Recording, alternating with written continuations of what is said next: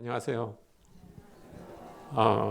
그 부산 사랑의 교회에 몇 년 전에 한번 왔었던 것 같습니다. 여기 아니고 저쪽 상가 건물에 있을 때. 기억하시나요? 보통은 기억 잘 못하시는데 네, 기억해 주셔서 감사하고요. 또 우리 연 목사님 아주 오랜만에 또 다시 뵈서 너무나 반갑습니다. 네. 저는 지금 설명해 주신 것처럼 1990년에 인도네시아에 가서 그 족자카르타라고 하는 도시가 있습니다. 거기에 두타와짜나라고 하는 대학에서 회계학을 가르치면서 대학생들에게 복음을 전했습니다. 인도네시아는 무슬림이 많은 나라고요. 그래서 선교사 비자를 주지 않습니다. 그런데 선교사들이 대학에서 뭐를 가르치겠다고 하면 교수 비자는 아주 잘 주는 나라입니다. 그래서 저는 한국에서 선교사로 가기 전에 국립세무대학이라고 하는 곳에서 회계학을 한 10년 정도 강의를 했습니다. 그래서 하나님이 저를 인도네시아에 보내기 위해서 준비하셨다고 믿게 됐고요.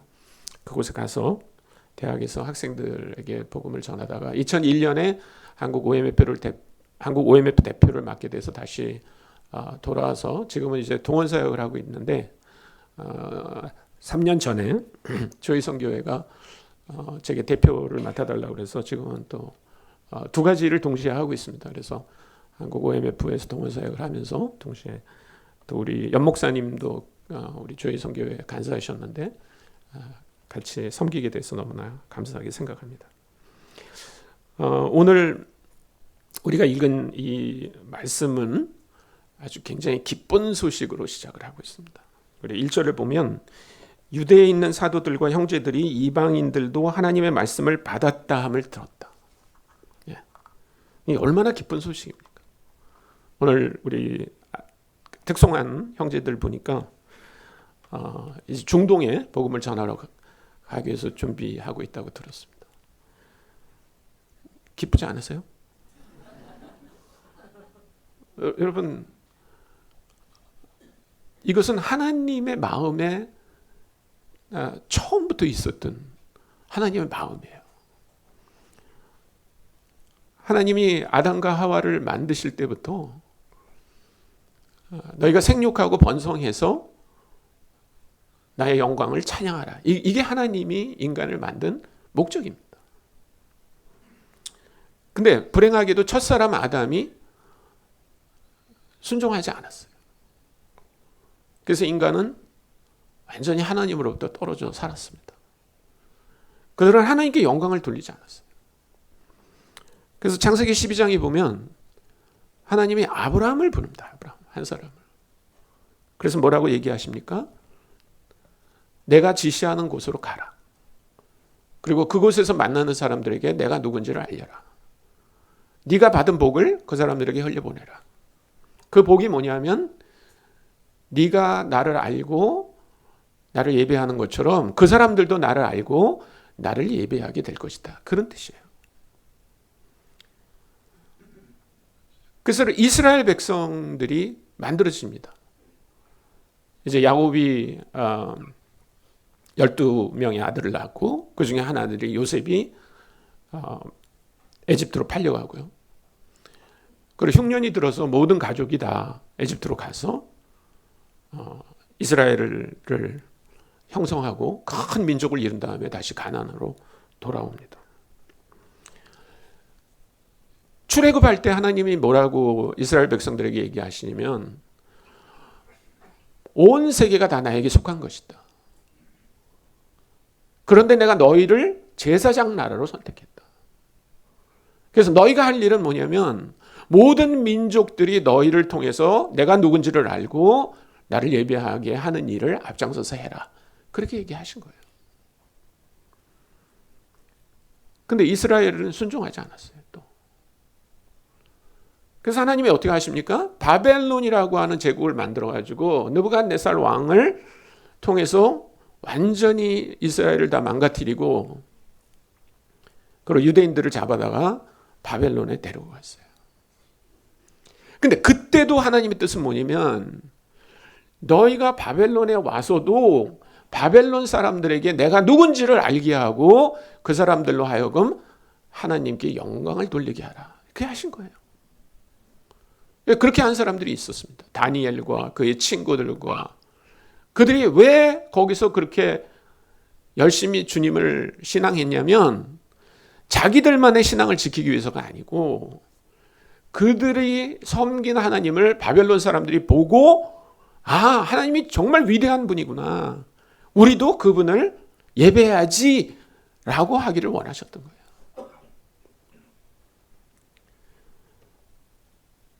그러다가 페르시아가 바벨론을 치고 고레스 왕이 유대인들을 너희는 돌아가서 너희 고향에서 너희 신을 섬겨도 좋다라는 명령을 내렸기 때문에 이 사람들은 이제 다시 유대 지역으로 오기 시작했습니다. 그런데 또 그 주님의 부르심을 잊어버리고 사는 거예요. 자기네들끼리만 모여서 계속 살고 다른 민족들을 오히려 배척하고 무시하고 그런 삶을 계속 살고 있었어요. 그러다 예수님이 오셨어요. 예수님이 그의 제자들을 불러서 뭐라고 얘기했습니까? 너희를 통해서 모든 민족이 복음을 듣게 될 것이다. 너희는 그 복음을 모든 민족에게 전해라 라고 얘기하셨어요. 그러니까 여러분 오늘 이 1절에 나오는 이 이야기가 얼마나 기쁜 소식입니까? 네? 유대에 있는 사도들과 형제들이 이방인들도 하나님의 말씀을 받았담을 들었다. 그럼 어떻게 해야 돼요? 모든 성도가 다 일어나가지고 막 춤을 추면서 좋다고 막 그래야 되잖아요. 네? 뭐 요즘은 그 찬송을 별로 안 부르는데 한 20, 30년 전에 교회에서 많이 불렀던 노래가 있어요. 예수님 기뻐 춤추시네 열방이 주께 돌아올 때 예수님 기뻐 노래하시네 열방이 주께 돌아올 때. 예? 그러면서 뭐 그냥 이렇게 부르는 게 아니잖아요. 막 춤을 추면서 이렇게 불렀잖아요. 그런데 그 다음에 나오는 이야기는요, 너무나 슬픈 소식이에요. 너무나 슬픈 얘기. 거기 2절에 보면 베드로가 예루살렘에 올라갈 때 할례자들이 비난하여 이르되 내가 무할례자의 집에 들어가 함께 먹었다. 여러분, 이게 말이 되는 소리입니까, 이게? 여러분, 11장 1절이 얘기하는 건요, 하나님이 원하시는 일이에요. 언제부터요? 제가 얘기했잖아요. 인간이 창조될 때부터. 하나님이 아브라함을 부르셨을 때부터. 하나님이 이스라엘 백성을 에집트에서 끌어내실 때부터. 하나님이 유대 백성들을 바벨론으로 끌고 갔을 때부터 계속 하나님이 내가 너희들에게 원하는 것은 이거다 라고 얘기하신 거예요. 그런데 2절과 3절은 뭐라고 얘기하냐면요. 그런데 관심 있는 게 아니에요, 지금. 베드로가 유대인인데 어떻게 할례 받지 않은 무할례자의 집에 들어가서 유대인들은 먹을 수 없는 그 음식을 함께 먹었냐? 그거 따지고 있는 거예요. 여러분, 이 사람들이 그냥 유대인 아닙니다. 1절은 분명히 뭐라고 얘기하냐면 유대에 있는 사도들과 형제들이에요. 예수 믿는 유대인들을 말하는 겁니다, 지금. 그러니까 이 사람들은 예수 믿는 사람이라고 하는 정체성이 더 커요? 아니면 유대인이라는 정체성이 더 커요? 유대인이라는 정체성이 더 커요. 나는 예수 믿지만 유대인입니다. 이런 얘기하고 있는 거예요.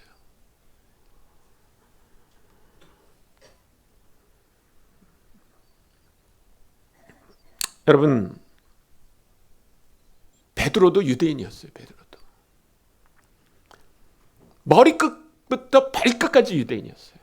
그리고 이 교회에 남아있는 사도와 형제들도 머리끝부터 발끝까지 유대인입니다.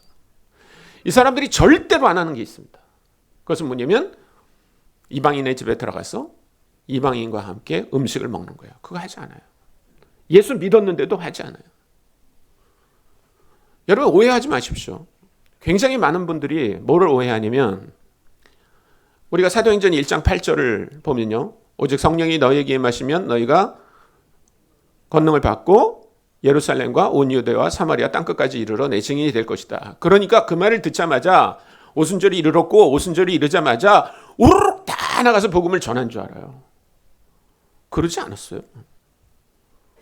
가지 않았습니다. 사도들은 가지 않았어요. 오해하지 마세요. 굉장히 많은 분들이 오해하는 게 뭐냐면 선교는요 그냥 우르륵 나가서 하면 다 되는 줄 아는 거예요. 그렇지 않습니다. 이 사람들은 자기의 문화와 풍습이라고 하는 것 속에 꽉 들어차가지고 자기네 식으로 예수를 믿어야 된다고 생각한 사람들이에요. 유대인들은 모든 민족은 유대인처럼 믿어야 된다고 생각하고 있었어요. 유대인처럼 믿는다는 말이 뭐예요? 할례를 받아야 되고 율법을 지켜야 되고 그리고 예수를 믿어야 된다고 생각한 거예요. 그런데 지금 베드로라고 하는 저 인간이 우리가 가지고 있는 그 풍습을 깨뜨리고 어떻게 로마 사람이 자기 집에 와달라고 했다고 거기 들어가서 밥을 먹어? 이게 화나게 만든 거예요. 그래서 베드로가 4절에 보니까 그들에게 이 일을 차례로 설명했다. 이렇게 얘기하고 있어요. 차례로 설명했다. 영어로 차례로라는 말은 orderly라는 말이에요. orderly라고 하는 말은 자, 잘 들으세요. A가 있었어요. 그리고 B가 있었어요. 그리고 C가 있었어요. 그리고 D가 있었어요. 이렇게 설명하는 게 orderly예요. 차례대로 설명하는 거예요. 예. 여러분 중에 혹시 그 요즘 젊은 사람들이 많이 하는 것 중에 MBTI 검사해 보신 분 있어요? MBTI. 예. 모르셔도 괜찮습니다. 저도 얼마 전까지 몰랐어요. 예. 근데 이제 MBTI 검사를 해보면 N이 있고 S가 있습니다. N은 그냥 자세히 생각 안 하고 저희가 보이는 게 N이에요. 근데 S는 그게 안 보이고 1 가고 그래야 2가 보이고 2 가고 그래야 3이 보이고 이렇게 가는 게 S예요. 네. 그러니까 차례로 얘기했다고 하는 건 1 설명해야 2네. 2 설명해야 3이네 이러는 거고요. N은 어떻게 하냐면 여기 1인데 야 10 안 보여? 이렇게 되는 게 N이에요. N. 그럼 여러분 베드로는 S 같은 사람일까요? 아니면 N 같은 사람일까요? N 같은 사람이에요. N 같은 사람. 여러분 성경에 나오는 베드로는요. 그렇게 1 한 다음에 그러면 2겠네. 2 한 다음에 3이겠네. 이렇게 한 사람이 아니에요. 여러분 베드로가 어떤 사람입니까? 어느 날 예수님이 기도하고 계실 때 12사도가 배를 타고 저기 그 건너편으로 가고 있었어요. 근데 풍랑이 일자 막 두려워했습니다. 뭐 소리 질렀겠죠. 예. 그러자 예수님이 이거 저러다 빠져 죽으면 큰일 나겠네. 그래가지고 무리를 막 걸어가신 적이 있어요. 여러분 언제나 예수님이 무리를 막 걸어 다니시지 않았어요. 오해하지 마세요. 그때만 그렇게 가신 거예요. 그러니까 다른 사람들은 이제 그 예수님이 오는 걸 보고 야 저게 말이 돼? 이렇게 생각하고 덜덜 떨고 있는데 베드로가요 그걸 딱 보더니 예수님 저도 걷게 해주세요 이렇게 한 거예요. 제정신이 아니죠. 여러분 부산 앞바다에 가서 한번 해보세요. 어떻게 되나? 네? 퐁당 빠지게 돼 있어요. 그럼 베드로가 조금만 머리가 있는 사람 같으면 저게 말이 돼? 내가 저 무리를 걸을 수 없지. 저 퐁당 빠지겠지. 라고 생각할 텐데 베드로는 그런 사람이 아니에요. 베드로가 주님 나도 걷게 해주세요. 그러니까 내가 볼 때 예수님도 제정신이 아니세요. 예수님도 그래 걸어봐라. 이래가지고 걸었어요. 베드로가 걸었다고요 무리를. 그러다가 정신이 나니까 이게 아닌데 푹 들어갔잖아요. 그런 생각을 안 하는 사람이에요. 다른 제자들은요 말도 안 돼. 저거는 안 돼. 우리는 안 돼. 라고 멀쩡한 정신으로 가지고 있을 때 베드로는 팍 걸어가다가 물에 빠지는 사람이라고요. 그런데 이 베드로가 차례로 설명했다는 거예요. 차례로. 이 사람은 차례로가 안 되는 사람이에요. 이 사람은요. 그러니까 참 놀랍죠. 차례로. 그러면서 5절부터 17절까지 나오는 얘기를 쫙 해주는 겁니다. 근데 재밌는 건요. 5절부터 17절까지. 그러니까 몇 절이에요? 13절. 13절에 나오는 얘기인데 이 성경 정말 재밌어요. 이 사도행전 11장이요. 진짜 재밌는데 왜 제가 이걸 재밌다 그러냐면 이미 10장에서 이 얘기 다 했어요. 근데 이 얘기를 어쩌자고 지금 11장에서 똑같이 다시 해. 다시. 네. 근데 10장에서 이 얘기 하나야. 하나. 네. 얘기가 두세 개 있는 게 아니야. 하나인데 이 얘기를 10장에서는 1절부터 48절에 걸쳐서 합니다. 10장이 1절부터 48절까지 돼 있어요. 그러면 48절로 돼 있는 이 성경은 긴 장이에요? 짧은 장이에요? 긴 장입니다. 보통 성경 한 장을 보면 뭐 길어야 한 20절, 많아봐야 한 3, 40절 되는 거지. 이렇게 48절에 걸쳐서 한 사건을 기록한 장이 별로 없어요. 근데 이 이야기를 11장에서 다시 5절부터 17절까지 그 얘기를 똑같이 다시 해요. 똑같이 다시. 정말 재밌어요. 근데 그 얘기가 뭐냐 하는 거예요. 그 얘기가. 사실은 여러분들이 시간이 되면 10장을 공부하십시오. 집에 가서 오늘 제 얘기를 들은 다음에 10장을 가서 꼭 좀 다시 보십시오. 아, 이게 그런가. 예. 근데 거기에 이제 요약본을 11장 5절부터 17절까지 써놓은 거예요. 예. 근데 그 이야기가 하나입니다. 하나. 그건 뭐냐면 가이사리아라고 하는 도시가 있었습니다. 그 도시에 가이사랴에 고넬료라고 하는 로마 백부장이 있었어요. 백부장이라고 하는 말은 요즘 우리말로 하면 대위쯤 되는 사람입니다. 대위. 그 정도 계급을 갖고 있는 로마 사람이었어요. 그리고 이 욥바라고 하는 해변 도시에 베드로가 있었습니다. 그 거리가 한 60마일 정도 된다 그러니까 한 100km 정도 되는 것 같아요.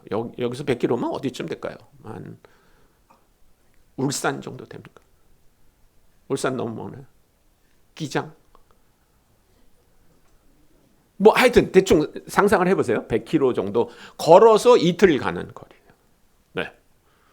그런데 이 10장의 얘기가요. 진짜 재밌어요. 10장의 얘기를 보면 그 가이사리아에 고넬료가 있고 욥바에 베드로가 있는데 하나님의 목적은 뭐냐면 이 두 사람을 만나게 하는 거예요. 그래서 베드로가 고넬료에게 복음을 전하는 것입니다. 그런데 뭐 그 만나게 하는 방법이 두 가지가 있을 수도 있다고 생각합니다. 자, 1번은 뭐냐면 1번은 하나님이 베드로에게 말씀하는 거예요. 야, 베드로, 너 그동안에 진짜 고생 많았다. 이제 한 가지 일 더 해라. 저기 가이사랴에 가면 고넬료라고 하는 로마 군대 대위가 있는데 그 사람에게 복음이 뭔지 얘기해라. 이렇게 얘기하는 거예요. 1번입니다. 1번. 2번은 베드로한테 얘기하는 대신 고넬료라고 하는 사람에게 하나님이 나타나가지고 자, 고넬료야, 너 저기 욥바에 사람을 보내서 고넬료라고 하는 사람을 좀 데려와. 그래서 그 사람한테 복음을 전해라고 해라. 여러분이 만약에 무슨 연극 각본을 쓰는 분이라고 한다면, 드라마 각본을 쓰는 분이라고 한다면 1번이 더 자연스러울까요? 아니면 2번이 더 자연스러울까요? 1번이 더 자연스럽지 않을까요? 예를 들면 연목사님 댁에 교회 안 다니는 사람이 있다고 그럽시다. 그런데 어느 날 하나님이 연목사님 집 옆집 남자한테 나타났어요. 그래서 이 남자가 연목사님 댁 문을 두드린 겁니다. 연목사님이 나가봤어요. 어떻게 오셨죠? 그러니까 어젯밤에 하나님이 저한테 나타나셨어요. 그렇게 말했다고 그럽시다. 그러면 연목사님 기분이 어떨까요? 연목사님 아시죠? 늘 기도하고 말씀 읽고 그러는 분이잖아요. 근데 하나님이 안 나타나, 연목사님한테는. 그리고 옆집에 그 개차반으로 사는 애기 아빠한테 나타났다는 거예요. 그 연목사님 기분이 좀 묘하지 않으시겠어요? 이게 뭔 일이고, 예? 속으로 생각. 그래도 참고 물어보는 겁니다, 이제. 예. 그래서 하나님이 뭐라고 하시던가요? 그 물어봤어요. 그랬더니 이 옆집 아저씨가 뭐라 그러냐면 너 옆집에 목사님인 거 알지? 잘 모르는데요. 그분이 목사다. 그분 찾아가서 내가 누군지 알려달라고 그래라. 이렇게 얘기한 거예요. 그래서 목사님한테 그 옆집 아저씨가 얘기한 겁니다. 그 하나님이 어젯밤에 나타나서 영 목사한테 찾아가서 영 목사한테 내가 누군지 설명을 들어라. 이렇게 얘기했다고 그럽시다. 그러면 영 목사님이 어떤 생각이 드실까요? 그거 참 이상하다. 왜 하나님이 나한테 나타나가지고 너 옆집 그 애기 아빠 알지? 개차반 그 사람한테 찾아가서 복음 전에 그 사람이 너한테 물 끼얹을지도 몰라. 욕할지도 몰라. 그래도 가서 말씀 전에 그게 더 정상 아닌가요? 근데 지금 너무나 이상하게 이 시나리오가 만들어지고 있는 거예요. 하나님이 베드로에게 나타나는 대신에 고넬료에게 나타나셨다는 거예요. 고넬료에게. 그래서 고넬료가 사람을 부르게 됐습니다. 자, 만약에 우리가 시나리오를 좀 바꿉시다. 사도행전을 바꿔서 하나님이 베드로에게 나타나서 베드로야, 너 가이사랴에 있는 고넬료라고 하는 로마 대위 집에 좀 들어가서 복음을 전해라. 그러면 베드로는 뭐라고 얘기했을까요? 안 됩니다. 이렇게 얘기했어요. 안 됩니다. 왜요? 저는 할례 받은 사람이에요. 아시잖아요. 하나님 아시잖아요. 저 할례 받은 사람이에요. 고넬료 할례 받았습니까? 안 받았지. 그런데 하나님 제가 어떻게 거기 가요? 그 사람이 주는 음식을 어떻게 먹어요? 저는 안 됩니다. 라고 말했을 거예요. 틀림없이. 그래서 하나님이 베드로는 포기하시고 고넬료에게 사람을 보내서 베드로를 초청해라 라고 하신 거예요. 자, 이제 이틀길입니다. 이틀길. 그래서 기장이라고 그럴까요? 기장에서부터 여기서 기장까지 걸어가면 며칠 걸립니까? 하루면 갑니까? 아, 그럼 기장 안 돼. 기장 그 위에 어디 하여튼 네. 뭐 울진? 네? 진주 그래. 네. 진주까지 갑시다. 이틀 동안. 자, 이제 가이사랴에서 고넬료가 보낸 사람이 걸어오고 있어요. 이제 3명이 이렇게 걸어오고 있는데, 자, 베드로 집에 이제 3분 있으면 도착하는 거예요. 3분. 네. 그러면 이틀 동안 하나님은 어떤 표정으로 계셨을까? 둘 중에 하나 골라보세요. 네. 하나, 1번 뭐냐면 하나님이 막 신나가지고 됐어. 이제 그 이방인인 고넬료가 드디어 구원을 받을 거야. 그래서 기뻐하고 계셨을까요? 아니면 두 번째는 뭐냐면 어떻게 베드로는 안 간다고 그럴 거야. 어떻게? 어떤 게 더 맞을까요? 2번이 맞아요. 2번. 하나님은 이틀 동안 계속 걱정하셨을 거예요. 저 사람 보내도 틀림없이 안 간다. 그래서 하나님께서 그 3분 동안 뭘 하시냐면 환상을 보여주실 거예요. 환상을. 베드로에게. 보세요.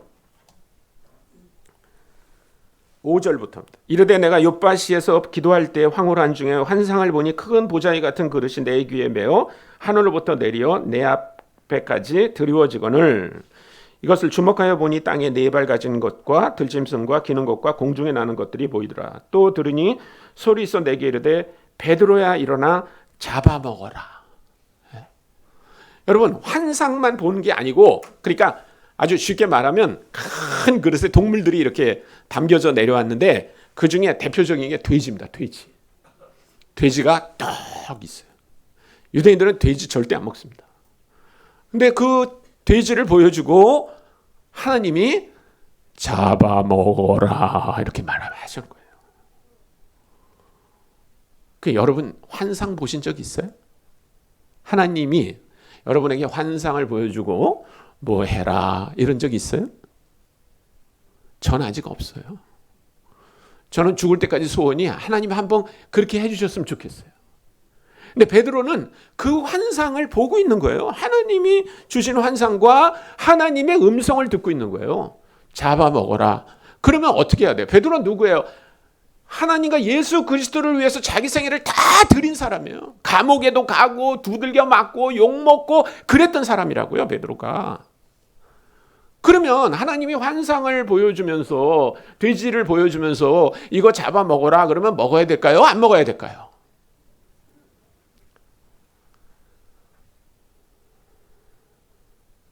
먹어야죠. 하나님이 그러는데.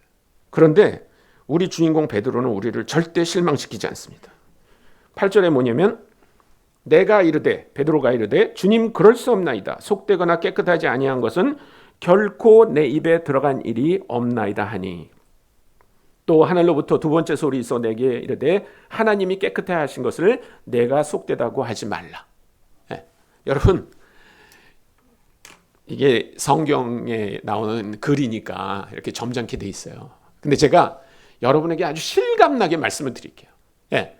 자, 하나님이 환상을 보여주고 거기 돼지 뭐 이렇게 유대인들이 먹지 않는 짐승을 보여주면서 잡아먹어라 이렇게 얘기했어요. 근데 베드로가 아니요 하나님 이거 거룩한 게 아닌데 제가 어떻게 먹습니까? 그러니까 하나님이 뭐라 그러냐면 이렇게 하세요. 야 내가 먹으라고 그러잖아. 내가 하나님 나 하나님 내가 먹으라고 그러잖아.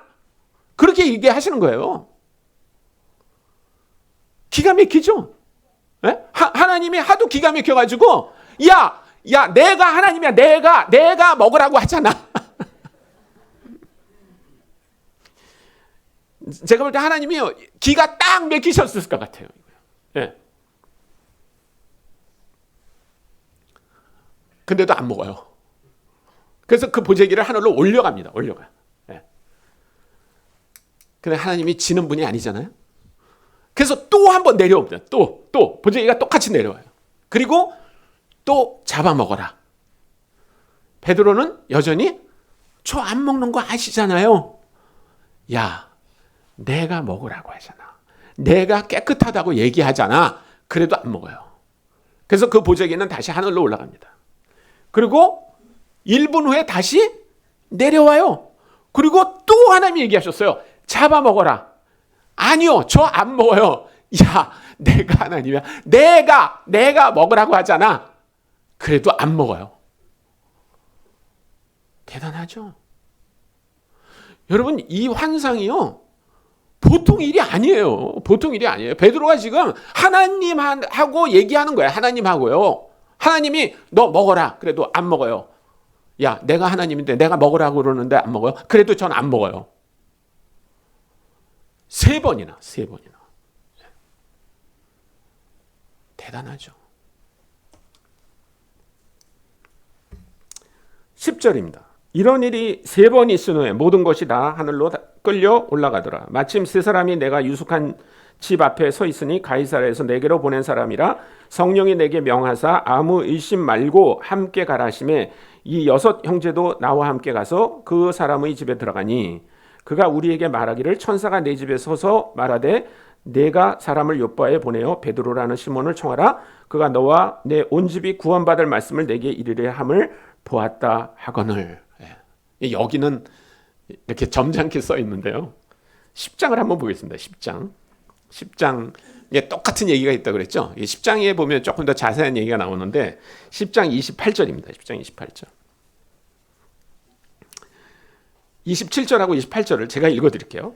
더불어 말하며 들어가. 그러니까 베드로가 고넬료의 집에 이제 들어갔다는 얘기입니다. 더불어 말하며 들어가 여러 사람이 모인 것을 보고 이르되 유대인으로서 이방인과 교제하며 가까이 하는 것이 위법인 줄은 너희도 알거니와. 대단하죠?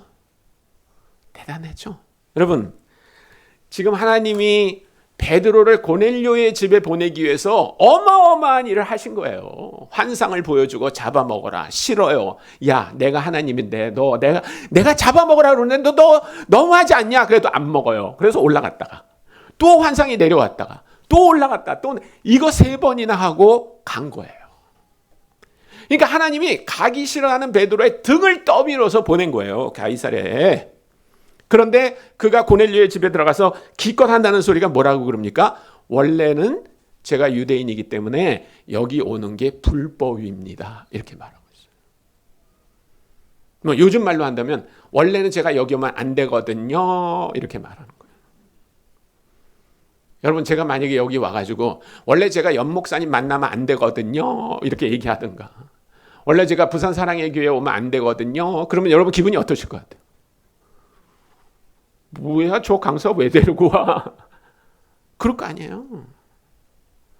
그러니까 그렇게 하나님이 등 떠밀어서 베드로를 고넬료의 집에 보냈는데, 고넬료의 집에 간 베드로는 뭐라고 얘기하냐면, 원래는 내가 여기 오면 안 된다. 원래 여러분들하고 나오고 같이 만나면 안 된다. 이렇게 말하고 있는 거예요. 그런데 하나님은 그런 베드로를 사용하십니다. 다시 11장으로 돌아갑니다. 14절. 그가 너와 내 온 집이 구원받을 말씀을 내게 이르려 함을 보았다 하거늘 내가 말을 시작할 때 성령이 그들에게 임하기를 처음 우리에게 하신 것과 같이 하는지라. 내가 주의 말씀에 요한은 물로 세례를 베풀었으나 너희는 성령으로 세례를 받으리라 하신 것이 생각났노라. 그런즉 하나님이 우리가 주 예수 그리스도를 믿을 때 주신 것과 같은 선물을 그들에게도 주셨으니 내가 누구이기에 하나님을 능히 맡겠느냐 하더라. 누가 맡고 있었어요? 자기가 맡고 있었다는 거예요. 자기. 베드로가 이방인들이 주님께 돌아오는 것을 내가 유대인이라고 하는 정체성을 갖고 있는 내가 맡고 있었다. 그 고백을 하는 거예요. 지금. 그래서 사도행전 10장에 나오는 이 베드로가 고넬료의 집에 가서 고넬료에게 복음을 전한 사건을 많은 사람들은 고넬료의 회심이라고 얘기합니다. 고넬료의 회심. 그런데 우리는 고넬료의 회심이라고 얘기하지 않아요. 이거는 누구의 회심이라고 말하냐면 베드로의 회심이라고 말하는 거예요. 베드로의 회심. 베드로의 생각이 바뀌어야만 되는 거예요. 고넬료는 기다리고 있었어요. 누군가 하나님께서 보낸 사람이 와서 자기에게 예수 그리스도로 말미암아 죄사함을 받는 복음이 무엇인지를 설명하기를 기다리고 있었어요. 근데 유대인들은 가지 않았어요. 그래서 하나님이 등을 떠밀어 가지고 그에게 가서 복음을 듣게 했습니다. 그리고 변한 건 누구예요? 베드로예요. 베드로. 그래서 굉장히 많은 사람들이 사도행전 10장을 뭐라고 얘기하냐면 이것은 고넬료의 회심이 아니라 베드로의 회심이다. 이렇게 얘기했어요. 그러면 10장에서 끝나야 돼요. 그것이 고넬료의 회심이든 베드로의 회심이든 이 이야기를 48절에 걸쳐서 이야기하는 것으로 충분합니다. 그런데 아까 말씀드린 것처럼 이 이야기를 사도행전 11장 1절부터 18절에 걸쳐서 다시 한번 얘기하는 이유가 뭘까요? 그것은 성도들 때문에 그래요. 성도들 때문에. 베드로는 변했어요. 베드로는. 그런데 교회에 있는 일반 성도들은 변하지 않고 있는 거예요. 그래서 베드로가 고넬료의 집에 가서 복음을 전했다고 하는 사건이 전달되자 교회가 기뻐한 게 아니라 한탄하고 불평하고 비난했어요. 네가 어떻게 유대인으로서 할례받은 유대인으로서 할례받지 않은 사람 집에 들어가서 부정한 음식을 먹을 수 있었냐라고 물었던 거예요. 그래서 베드로가 차례대로 다시 설명합니다. 그러자 어떤 일이 벌어집니까? 18절입니다. 18절. 같이 읽어보겠습니다. 11장 18절을 우리가 함께 읽겠습니다. 시작. 그들이 이 말을 듣고 잠잠하여 하나님께 영광을 돌려 이르되 그러면 하나님께서 이방인에게도 생명 얻는 회개를 주셨도다 하니라. 이제 누가 변했어요? 성도들이 변했어요. 예루살렘 교회에 있는 사도와 형제들이 변한 거예요. 여러분, 선교는요, 선교사 몇 사람 보내가지고 선교하라고 그래서 되는 거 아닙니다. 몇 사람 단기 선교 며칠 갔다 왔다고 그래서 세상 변하는 거 아니에요. 여러분이 다 변해야 돼요. 여러분, 부산 사랑의 교회가 선교적 교회가 되는 것은 여기서 파송한 선교사 몇 사람 보내놓고 후원하면서 우리는 선교적 교회입니다라고 말하는 거 아니에요. 우리가 1년에 한두 번 단기 선교 몇 명 가가지고 거기서 며칠 지내다가 오는 거 가지고 우리 선교적 교회입니다라고 말하는 거 아니에요. 10년 된 사람이든 20년 된 사람이든 한 달 전에 온 사람이든 모두 다 이방인들이 하나님의 말씀을 들었다 하면 기뻐하고 좋아하고 그 일을 우리가 다 해야 된다고 생각하는 그 교회가 진짜 선교적 교회예요.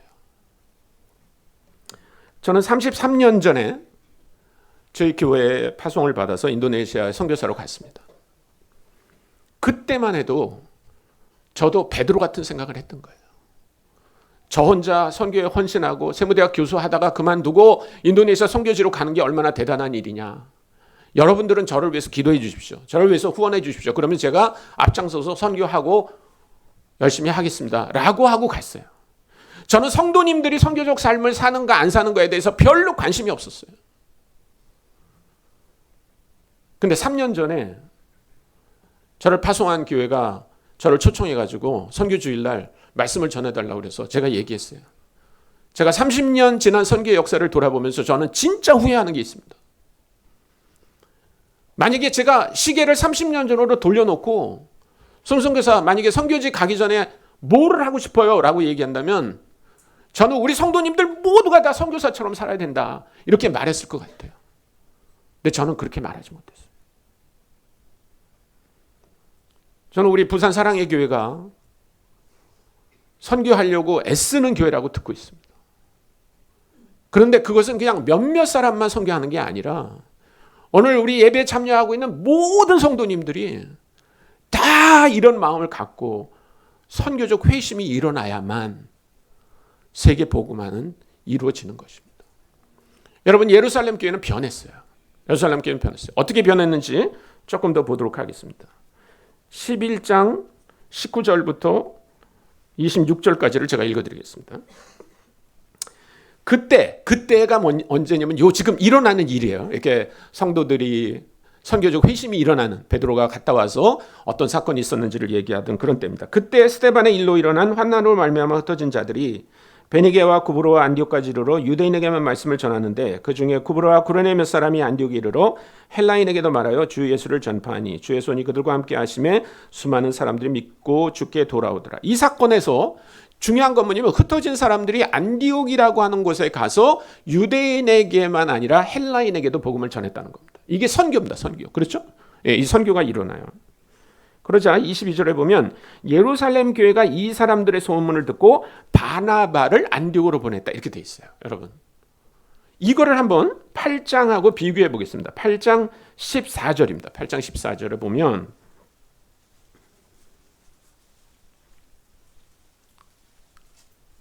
제가 읽어드리겠습니다. 예루살렘에 있는 사도들이 사마리아도 하나님의 말씀을 받았다함을 듣고 베드로와 요한을 보냈다고 돼 있어요.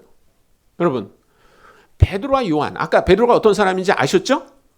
네, 머리끝부터 발끝까지 유대인이에요. 유대인. 근데 사마리아는 유대 사람하고 거의 비슷합니다. 옛날에 북이스라엘이었어요. 그렇기 때문에 이 사람들은요, 그 당시에도 이 성경이 쓰여지던 당시에도 그 사마리아 땅에다가 이렇게 하나님께 제사를 드리는 제단을 만들어 가지고요, 제물을 드리고 있었어요. 제사를 드렸어요. 이 사람들은 구약을 믿고 있었어요. 그래서 베드로나 요한 같은 사람이 거기 가도 문제가 되지 않았습니다. 그런데 지금 사도행전 11장 22절에 보면 안디옥에 간 흩어진 사람들이 헬라인에게 복음을 전합니다. 할례받지 않은 사람들에게 복음을 전했다는 얘기예요. 그러자 예루살렘 교회는 베드로와 요한을 보내는 대신 누굴 보내요? 바나바를 보내요.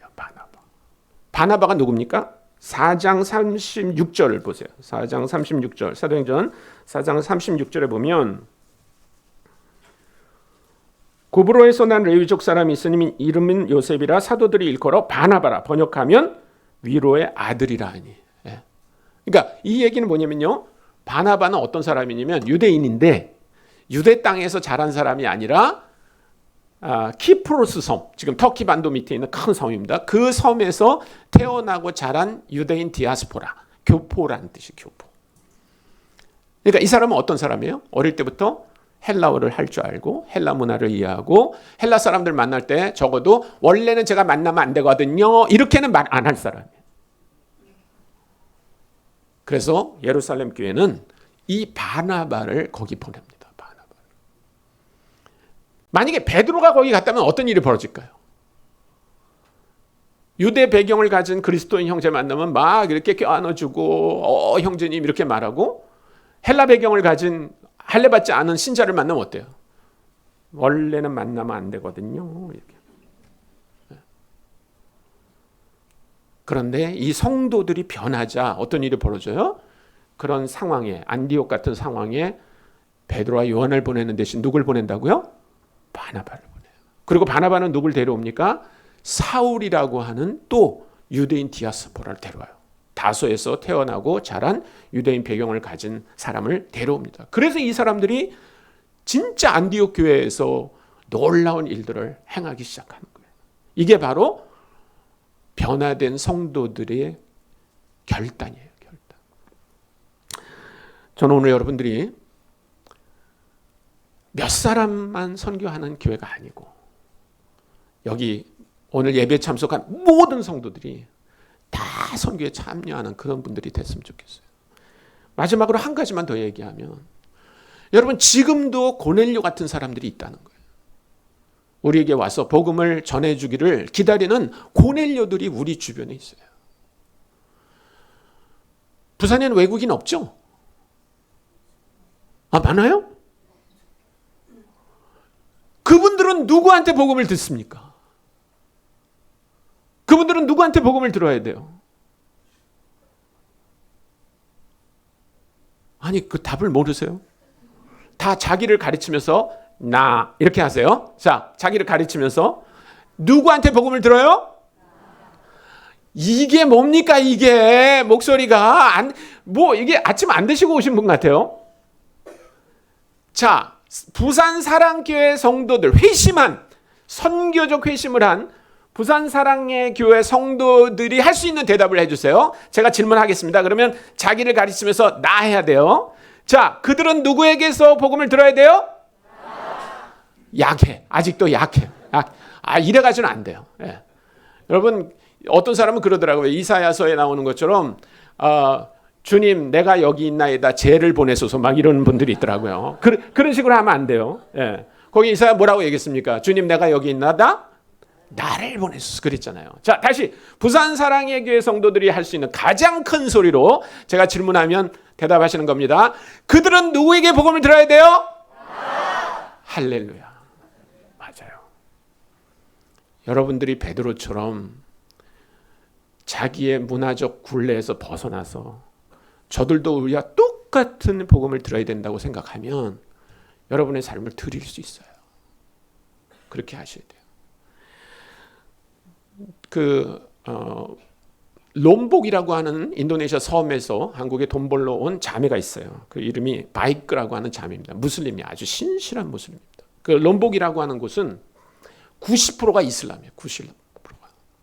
그러니까 그 얘기는 뭐냐면 자기 동네에는 교회가 없고 자기 동네에는 예수 믿는 사람이 한 명도 없다는 뜻이에요. 그 바이크라고 하는 여자가 한국에 돈 벌러 와서 상도동에 있는 어떤 모자 공장에서 일을 하고 있었어요. 그러다 처음으로 예수 믿는 사람들을 만나게 됩니다. 같은 공장에서 일하는 사람, 또 그 옆에 있는 교회에 다니는 청년이 자기를 도와주고 그런 과정에서 어느 날 몰래 성경을 읽다가 예수님을 만나요. 근데 그 양동철 형제라고 하는 형제가 있는데 그 모자 공장 바로 옆에 있는 그 상도 제일교회에 이제 다니는 청년인데 이 청년이 그냥 청년이에요. 서울대 경영학과 나왔고 지금도 수출입은행에 그냥 다니는 청년입니다. 예. 지금은 청년은 아니구나. 45살쯤 됐으니까. 애기 아빠예요. 애기 아빠. 예. 그런데 대학생 때부터 거기서 일하는 이 외국 근로자들을 도와줘요. 그래서 이 바이크란 자매가 결국 예수님 믿어요. 근데 그 형제가 이 바이크란 자매가 어떻게 예수 믿었는지를 좀 스토리로 이렇게 사람들한테 알리고 싶어가지고 바이크 이야기라는 책을 냈어요.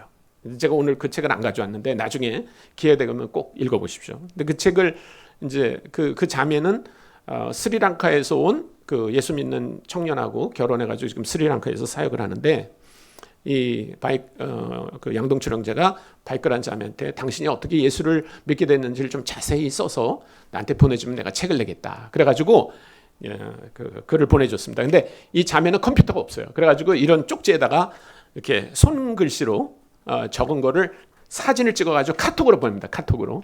그러면 이 형제가 그걸 받아가지고 다 번역을 해서 책을 냈어요. 근데 이 책을 이제 내면서 저한테 한번 얘기를 하는데 뭐라 그러냐면 이렇게 얘기를 하더라고요. 그 바이크라는 자매가 그 바로 이제 모자 공장 옆이니까 목요일 날 저녁에 우리 청년들 모임이 있으니까 거기 한번 놀러 와라 그랬는데 한 번도 안 했대요. 한 번도 안 했대요. 근데 예수 믿고 난 다음에 이 바이크란 자매가 이 양동철 형제한테 내가 사실은 매주 목요일마다 교회 갔었다 그러더라고요. 아니 그 교회가 크지가 않아요. 청년들 해봐야 뭐 열 몇 명 되는데 나는 너를 한 번도 본 적이 없는데 어떻게 네가 왔다 그러냐. 그러니까 이 자매가 자기는 거기 감히 들어갈 수가 없어서 매일 창으로만 보고 왔다는 거예요.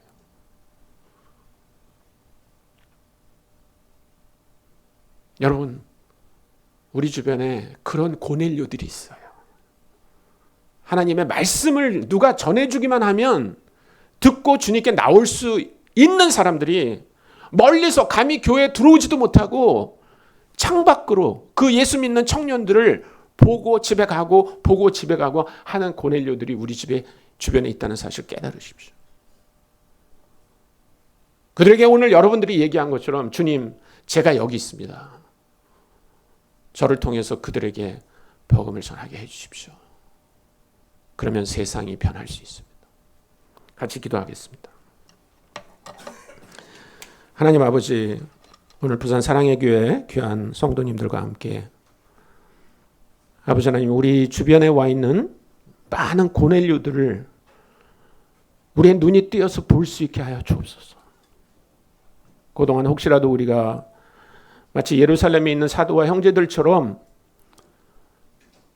열방이 주님께 돌아오는 일이 주님이 가장 기뻐하시고 기대하는 일이라는 걸 머릿속으로는 알지만 우리가 그렇게 실천하지 못했다면 오늘 하나님 우리 가운데 그런 선교적 회심이 일어나게 하여 주옵소서. 우리 주변에 있는 많은 고넬료들에게 복음을 전하는 것은 다른 사람이 아니라 우리임을 기억하게 하시고 우리가 우리 주변에 와 있는 그 외국인들에게 다가가고 사랑을 베풀고 그래서 그들이 주님의 사랑을 알고 주님께 영광을 돌리는 일이 일어나게 하여 주옵소서.